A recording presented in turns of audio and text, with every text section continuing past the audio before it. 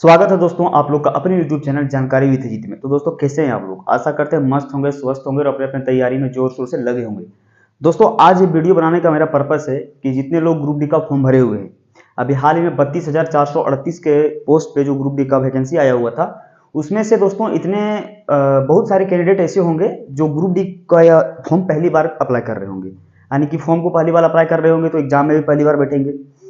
तो वैसे स्टूडेंट्स को होता क्या है ना कि उनको पढ़ने का और तैयारी करने का सही तरीका नहीं पता होता है। जैसे कि आजकल के ज़माने में होता है कि स्मार्ट तरीका से यदि आप पढ़ाई करेंगे तो आपका सिलेक्शन होने का चांसेस बहुत ज़्यादा बढ़ जाता है। तो आज उसी के बारे में हम बात करने वाले हैं कि जैसे ग्रुप डी जो रेलवे ग्रुप डी का एग्जाम होता है, उसमें से कौन कौन से टॉपिक्स हैं जहाँ से सवाल पूछे जाते हैं। अक्सर हमेशा जितना बार भी रेलवे का एग्जाम हुआ है, रेलवे ग्रुप डी का, वहाँ से वो सारे टॉपिक्स से जहाँ से क्वेश्चन पूछे जाते हैं, उन सारे टॉपिक्स के बारे में आज हम चर्चा करने वाले हैं। जैसे कि कोई एक टॉपिक पकड़ लीजिए कि मैथ में परसेंटेज चैप्टर है, तो परसेंटेज से कितना सवाल, 2 सवाल, 3 सवाल, 4 सवाल, 1 सवाल, कितना सवाल प्रत्येक बार आता है। तो उन सारे टॉपिक्स को यदि आप कवर करेंगे तो शायद बेहतरीन तरीके से अपने तैयारी को इंप्रूव कर पाएंगे और अच्छा स्कोर कर पाएंगे एग्जाम में, सीबीटी में। और अगर यदि आप बेसिक से तैयारी करना यदि अभी स्टार्ट करते हैं तो मैथ में लगभग आपको 30 से 32 चैप्टर पढ़ना है, रीजनिंग में भी आपको 32 से 33 चैप्टर पढ़ना है। तो इस तरह से आपको तैयारी करते करते बहुत समय लग जाएगा, तब तक पता चलेगा कि ग्रुप डी का सिलेक्शन वगैरह सब कुछ हो चुका है, आपका तैयारी कंप्लीट नहीं हुआ है। तो उसी के बारे में आज हम चर्चा करेंगे कि कौन कौन से बेहतरीन टॉपिक हैं और कौन कौन से इंपॉर्टेंट टॉपिक है जिसको आपको मजबूत करके जाना है एग्जाम में, ताकि आप बहुत अच्छा स्कोर कर सके। जिन जिन टॉपिक का आज हम नाम बताएंगे और उस टॉपिक का क्वेश्चन वेटेज के भी बारे में बात करेंगे कि कितना क्वेश्चन इस टॉपिक से आता है। अगर यदि उन सारे टॉपिक्स को कवर कर लेते हैं तो 75% तो क्वेश्चन आपका वैसे ही अटेंड हो जाएगा। अगर यदि इन सारे टॉपिक्स पर आपका पकड़ मजबूत हो जाता है तो पकड़ आपको कैसे मजबूत होगा, जब आपको पता चलेगा कि कौन कौन से टॉपिक को हमको पढ़ना है और मजबूत करना है। तो उसी के बारे में आज हम चर्चा करने वाले हैं। तो जितने भी लोग रेलवे की तैयारी कर रहे हैं उनके लिए भी ये वीडियो इंपॉर्टेंट होने वाला है। एएलपी टेक्नीशियन आपका हो गया, एनटीपीसी, ग्रुप डी, सारे लगभग रेलवे का सारा जो चैप्टर होता है वो सेम ही होता है, बस क्वेश्चन का फर्क होता है कि एक क्वेश्चन उसमें ज्यादा, एक क्वेश्चन इसमें कम। तो रेलवे का जितने भी लोग प्रिपरेशन कर रहे हैं सबके लिए वीडियो इंपॉर्टेंट होने वाला है। तो अपने उन सारे दोस्तों को वीडियो जरूर शेयर करेंगे जो ग्रुप डी को पहली बार अप्लाई किए हैं और ग्रुप डी का एग्जाम पहली बार करेंगे, जिनको कुछ भी पता नहीं है कि कहाँ से क्वेश्चन पूछा जाता है, ये सब जो होती है महत्वपूर्ण चीजें वो पता नहीं है। तो उन्हीं के लिए वीडियो बनाने का मेरा खास मकसद था, तो उनको ये वीडियो जरूर शेयर कीजिएगा। तो चलिए वीडियो में सब कुछ बात करेंगे एक एक करके सारे टॉपिक्स के बारे में। तो वीडियो शुरू करने से पहले आप लोग से छोटी सी रिक्वेस्ट हमेशा रहती है कि चैनल को सब्सक्राइब जरूर करें और नीचे टेलीग्राम चैनल का लिंक दिया हो, टेलीग्राम चैनल को भी जरूर ज्वाइन करें, क्योंकि कुछ महत्वपूर्ण अपडेट होती है हम तो टेलीग्राम चैनल पर अपलोड करते हैं। तो चलिए दोस्तों वीडियो शुरू करते हैं। तो दोस्तों सबसे पहले यहाँ पे हम देख लेते हैं कुछ इसका बेसिक से जानकारी। जैसे ग्रुप डी का क्वेश्चन वेटेज के बारे में आज हम बात करने वाले हैं, कौन कौन से इंपॉर्टेंट टॉपिक है जहां से हमेशा क्वेश्चन पूछे जाते हैं ग्रुप डी के एग्जाम में। तो देखिए अभी हाल ही में 32,438 का जो पोस्ट निकाला हुआ है ग्रुप डी का, जहाँ की फॉर्म वगैरह सब कुछ भरा गया, फॉर्म भरने का डेट भी खत्म हो गया। तो इसमें होता क्या है, जैसे एग्जाम पैटर्न के बारे में बात करें हम तो 100 क्वेश्चन पूछा जाता है इसमें सीबीटी में और 1.5 घंटा का समय मिलता है, यानी कि 90 मिनट का। नेगेटिव मार्किंग 1/4 रहता है, जिसमें आपका साइंस का वेटेज रहता है 25 क्वेश्चन का, मैथ का रहता है 25 क्वेश्चन का, जीएस जनरल स्टडीज और करंट अफेयर वगैरह मिला करके 20 क्वेश्चन और रीजनिंग से 30 क्वेश्चन। रीजनिंग से ज्यादा क्वेश्चन पूछा जाता है इसमें, तो उसी के बेसिस पर हम चर्चा करेंगे। देखिए दोस्तों यहाँ पे मैथ का 25 क्वेश्चन देखिए पूछा जाएगा, तो यहाँ पे हम कुल 13 चैप्टर का नाम लिखे हुए हैं, 13 चैप्टर का नाम लिखे हुए हैं। अगर इस 13 चैप्टर को, इस 13 टॉपिक्स को मैथ में यदि स्ट्रॉन्ग कर लेते हैं तो आपका यहाँ से लगभग 18 से 20 क्वेश्चन इसी से आता है हमेशा। आप प्रीवियस ईयर का जितना भी बुक होगा ग्रुप डी का सब कुछ उठा के देख लीजिएगा, 18 से 20 क्वेश्चन आपको यही सारे चैप्टर से मिलेंगे, ठीक है। और जो बचा आपका 5 से 8 क्वेश्चन वो मिसलेनियस होता है, कहीं से भी आ जाता है। ये चैप्टर पता चला कि पिछला बार इस चैप्टर से आया था, दूसरा बार उस चैप्टर से आ गया, उस तरह से होते रहता है। तो उस तरह से वो सारे चैप्टर्स को आपको पढ़ना होगा, लेकिन सबसे ज्यादा कमान आपको इस चैप्टर पे होना चाहिए। देखिए सबसे पहले शुरू करते हैं हम यहाँ पे रेशियो एंड प्रपोर्शन से। रेशियो एंड प्रपोर्शन से आपको 1 से 2 क्वेश्चन देखने को मिलेगा, ठीक है। एवरेज से आपका 2 से 3 क्वेश्चन देखने को मिलेगा। आपका नंबर सिस्टम से 1 से 2 क्वेश्चन देखने को मिलेगा। आपका सिंप्लीफिकेशन से भी 1 से 2 क्वेश्चन देखने को मिलेगा। आपका टाइम एंड वर्क, देखिए दोस्तों टाइम एंड वर्क जो है ये रेलवे का फेवरेट चैप्टर है, इससे आपका 3 क्वेश्चन तो हमेशा आता है, 2 से 3 क्वेश्चन आप इसको पकड़ सकते हैं, 2 से 3 क्वेश्चन आपका यहाँ से भी आएगा, ठीक है। CISI compound interest, simple interest, साधारण ब्याज और चक्रवृद्धि ब्याज जिसको हम लोग बोलते हैं, उससे भी आपका 2 से 3 क्वेश्चन आता है हमेशा, ठीक है। प्रॉफिट एंड लॉस से भी आप 2 क्वेश्चन पकड़ सकते हैं मोटा मोटी। एलसीएम और एचसीएफ भी आपका रेलवे का जो है फेवरेट चैप्टर है, एलसीएम और एचसीएफ से भी आपका 2 से 3 क्वेश्चन हमेशा आता है। परसेंटेज का बात करें वहीं अगर हम तो परसेंटेज से भी 1 से 2 क्वेश्चन आता है। और ज्योमेट्री से बात करें तो ज्योमेट्री से मात्र 1 क्वेश्चन पूछा जाता है बार बार। कभी कभी ऐसा होता है कि शायद एक भी क्वेश्चन नहीं आता हो, लेकिन ज्योमेट्री से 1 क्वेश्चन तो आना है। ट्रिगोनोमेट्री से बात करें तो मैक्सिमम 2 क्वेश्चन आपका इसमें पूछा जाएगा।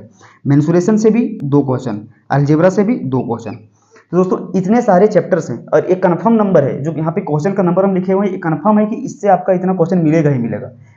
एक पूछा या तो फिर 2 पूछेगा, 2 पूछा या तो फिर 3 पूछेगा। इस तरह से आपका हमेशा जितना पर ग्रुप डी का एग्जाम हुआ है इन सारे चैप्टर से इतना क्वेश्चन आपका आया हुआ है। आप कोई भी प्रीवियस ईयर का बुक उठा के देख लीजिएगा, हमेशा मिलेगा ये कुछ।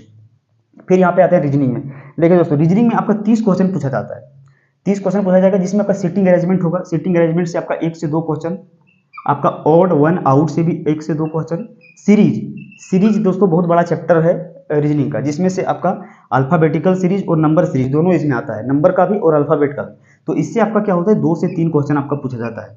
3 क्वेश्चन पकड़ के चलिएगा, 3 क्वेश्चन आपका आएगा सीरीज से, ठीक है। स्टेटमेंट एंड कंक्लूजन से भी आपका 1 से 2 क्वेश्चन रहेगा। आपका डायरेक्शन से भी 1 से 2 क्वेश्चन रहेगा। आपका सिलोजिज्म से भी 1 से 2 क्वेश्चन रहेगा। आपका रैंकिंग से भी 1 से 2 क्वेश्चन रहेगा। आपका कोडिंग डिकोडिंग से भी 2 क्वेश्चन रहेगा। 2 क्वेश्चन इसमें पूछा ही जाता है कोडिंग डिकोडिंग से। कोडिंग डिकोडिंग में बहुत सारा जो है वो टाइप है, उससे 2 क्वेश्चन तो आपका पूछा जाएगा कोडिंग डिकोडिंग से। कैलेंडर से आपका 1 क्वेश्चन, आपका ब्लड रिलेशन से 1 से 2 क्वेश्चन, आपका वेन डायग्राम से 1 क्वेश्चन, आपका काउंटिंग ऑफ फिगर से 2 क्वेश्चन। 2 क्वेश्चन तो लगभग 90% पेपर में पूछा जाता है, लेकिन 1 क्वेश्चन तो 100% आएगा। काउंटिंग ऑफ फिगर जैसे त्रिभुज वगैरह देता है उसमें काउंट करने बोलता है कितना सा इसमें त्रिभुज है, ठीक है। एनालॉजी से भी 1 से 2 क्वेश्चन आपका पूछा जाएगा। और मिरर इमेज और वाटर इमेज से 2 क्वेश्चन पकड़ लीजिए। आपका एक क्वेश्चन आएगा वाटर इमेज से, 1 क्वेश्चन आएगा आपका मिरर इमेज से।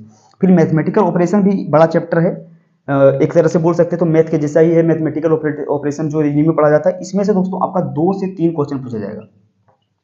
तो इन सारे टॉपिक्स का नाम आप लोग जरूर नोट करके लिख लीजिएगा अपने नोटबुक में। इन सारे टॉपिक से जितना भी क्वेश्चन ऑफ नंबर हम बताएं इसमें, इतना तो 100% पूछा ही जाना है, इसमें कहीं कोई शक नहीं है। बाकी बात देखिए, इसमें 15 चैप्टर का नाम बताएं और पढ़ना है आपको रीजनिंग में 30 चैप्टर, तो छूट जाता है आपका 15 चैप्टर। उसमें से कहीं से मिला जुला के और 7-8 क्वेश्चन, 6-7 क्वेश्चन पूछा जाता है। मतलब इतना टॉपिक जो कवर कर लेते हैं तो 70% मार्क्स आप आराम से बना सकते हैं।